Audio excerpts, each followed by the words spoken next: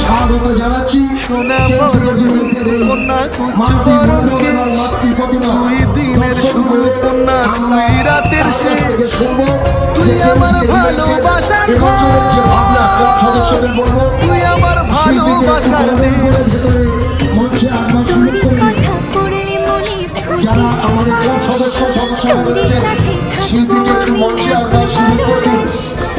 তুই আমার ফিরে আসার ঘর, আপনারা বেশিরভাগ সাথে মত বিনিময় হবে। আমরা শিল্পীর আগামী যে ছবিগুলো চলছে এখন